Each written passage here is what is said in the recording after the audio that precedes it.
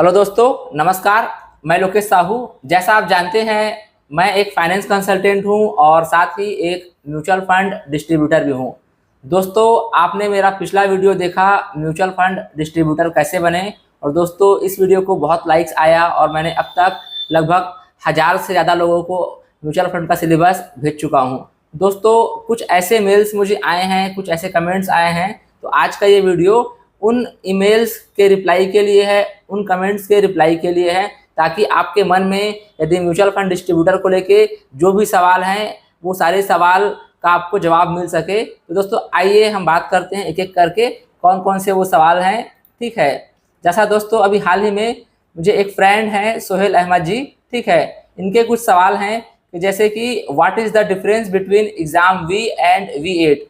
दोस्त, सबसे पहले ये है कि एग्ज़ाम V जो होता है वह म्यूचुअल फंड डिस्ट्रीब्यूटर के लिए है, और साथ में V8 जो है वो भी NISM सीरीज़ का ही पार्ट है। लेकिन उसमें क्या होता है कि वो एग्ज़ाम आपका डेरिवेटिव सेगमेंट के लिए है। डेरिवेटिव सेगमेंट में आपका स्टॉक, कमोडिटी, बॉन्ड, ये सब आता है। इसका अधिक जानकारी के लिए आप चाहें तो यूट्यूब में ऐसे बहुत सारे वीडियोज़ हैं जो आपको डेरिवेटिव को बहुत अच्छे से एक्सप्लेन कर देंगे।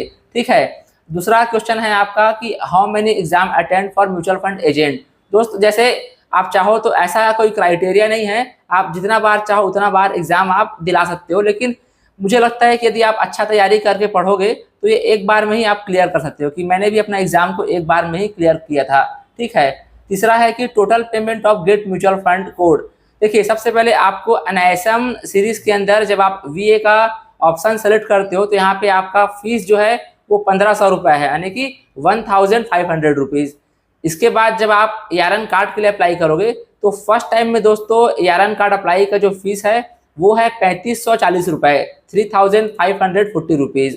मोटा मोटी आप देखा जाए तो ये फीस जो है आपका 3500 और 1500, 5000 के अंदर आपका ये फीस आ जाएगा।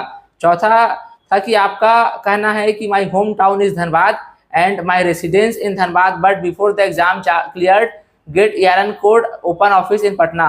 दोस्त, इसमें कोई प्रॉब्लम नहीं है। देखिए, आप आज जैसे मैं छत्तीसगढ़ का हूँ, ठीक है, अब मैं मान के चलिए कभी भोपाल गया, कभी गुजरात गया, वहाँ भी अगर मेरे को ऑफिस डालना है या फ्यूचर मुझे 2 साल गुजरात में जाके बस गया, ठीक है, तो आप वहाँ से भी, आप पूरे भारत में कहीं से भी आप अपना म्यूचुअल फंड का कारोबार आप स्टार्ट कर सकते हो, जारी रख सकते हो। इवन हो सकता है कि यदि आपके फैमिली मेम्बर में कोई अब्रॉड में रहते होंगे, ठीक है, जैसे कोई न्यूजीलैंड है, ऑस्ट्रेलिया है, कनाडा है, वहाँ पे भी अगर आपके कोई रिलेटिव है या उनके फ्रेंड्स है तो उनको भी आप म्यूचुअल फंड बहुत ही आसानी से आप बेच सकते हो। दोस्तों, इसके अलावा 1-2 मेल्स और आए हैं मुझे, उन लोगों का भी कहना ये है कि एग्ज़ाम के कितना दिन का हमें समय मिलता है।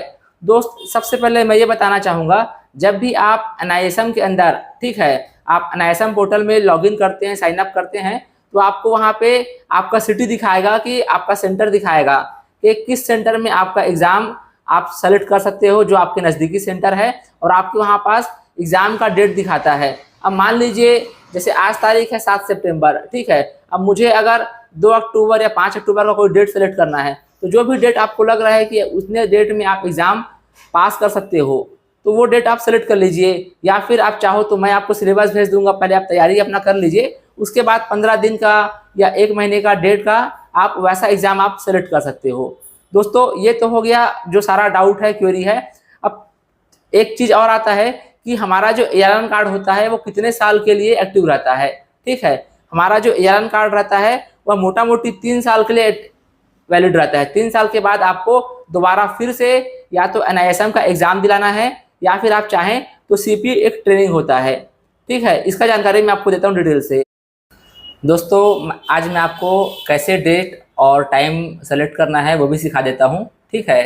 देखिए, सबसे पहले जैसा आप देख रहे हैं दोस्तों, ये गूगल है, ठीक है। अब यहाँ पे गूगल में आके आपको सिर्फ लिखना है NISM लॉगिन, ठीक है। जैसे ही आप NISM लॉगिन लिखेंगे, आपके सामने इस तरह का वेब पेज ओपन हो जाएगा। अब इसमें जो सबसे पहले ऊपर वाला आ रहा है NISM सर्टिफिकेशंस, ठीक है, इसमें आपको क्लिक करना है।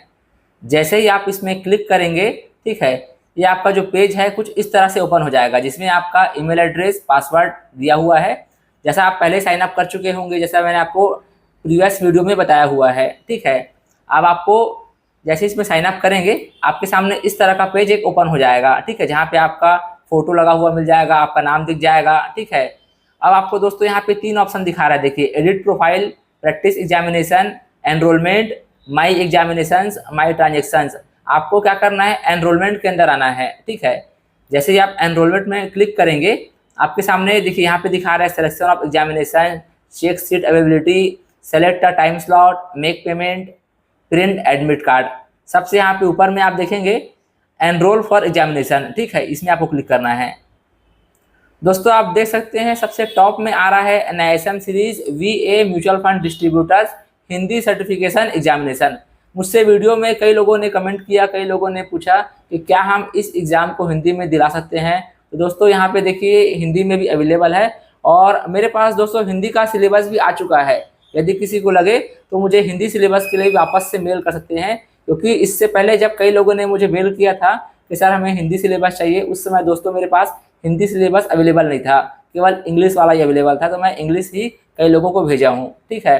तो अगर अभी किसी को लगे कि हिंदी में एग्ज़ाम दिलाना चाहते हैं और सिलेबस चाहिए, तो आप मुझे हिंदी वाला सिलेबस भेजिए करके डालिएगा मेल, मैं आपको हिंदी वाला सिलेबस आपको मेल कर दूंगा।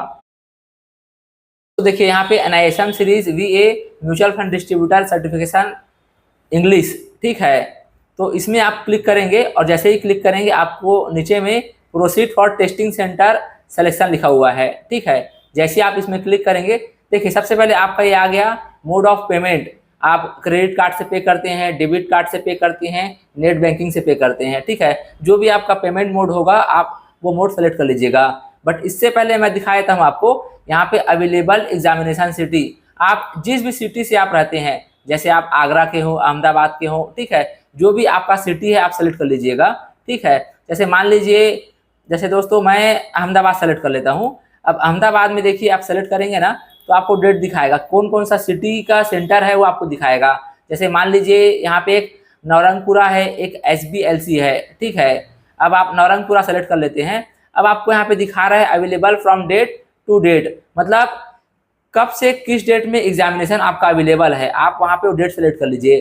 जैसे मान लीजिए आज 7 तारीख का डेट है, तो 7 तारीख से अगर अपने को चेक करना है 30 अक्टूबर के बीच में किस किस डेट को यह एग्ज़ाम अवेलेबल है, आप डेट डाल लीजिए आज का डेट से अगले 1 महीने के डेट तक का। अब यहाँ पे proceed for exam time selection लिखा हुआ है। जैसे इसमें आप क्लिक करेंगे, आपके सामने दोस्तों देख सकते हैं ये 12 सितंबर को एग्ज़ाम है, ठीक है। टाइमिंग इस तरह है, शाम के है ना 15:30 से 17:30, ठीक है। यहाँ पे नंबर ऑफ सीट लिखा हुआ है, 1 सीट बचा हुआ है। यहाँ पे 20 सितंबर है। अब आपका तैयारी अगर हो चुका है, तो जो भी डेट आपके नज़दीक है या जिस भी डेट को आप एग्ज़ाम दिलाना चाहते हो, उस डेट को इस तरह से आप सेलेक्ट करके आप अपना एग्ज़ाम दिला सकते हो। अब जैसे ही मैं यहाँ पे एनरोल फॉर एग्जामिनेशन करता हूँ, ठीक है, जैसे मान लीजिए मैं 20 सितंबर कर दिया। अब यहाँ पे एनरोल फॉर द एग्जामिनेशन इसको क्लिक कर दिया, तो दोस्तों यहाँ पे देखिए ये पेन चूँकि मेरा ऑलरेडी लिया हुआ है, इसलिए यहाँ पे एक्सपायर दिखा रहा है। बट चूँकि अगर आपका नया कोई पैन कार्ड है तो ये आपका एनरोलमेंट हो जाएगा।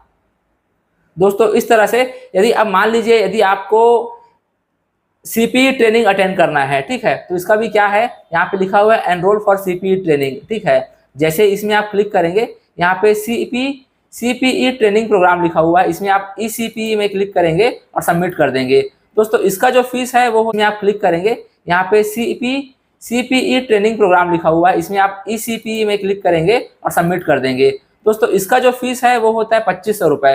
कारण क्या है, इसका जो टाइमिंग रहता है वह सुबह 9:30 से शाम के 5:30 बजे तक के बीच होगा। इसमें आपको जो ट्रेनर रहेंगे वो आपको म्यूचुअल फंड से जो भी आपको डाउट है, जो भी क्वेरी है, और जो भी पूरा ट्रेनिंग मान के चलिए एक पूरा ट्रेनिंग सेशन होता है, जिसमें ट्रेनिंग के अलावा साथ में आपको स्नैक्स रहेगा और आपका लंच का भी व्यवस्था इसमें किया जाता है। इस कारण से इसका जो फीस रहता है ये नॉर्मल NISM के मुकाबले 1000 रुपये एक्स्ट्रा पड़ता है, ठीक है दोस्तों।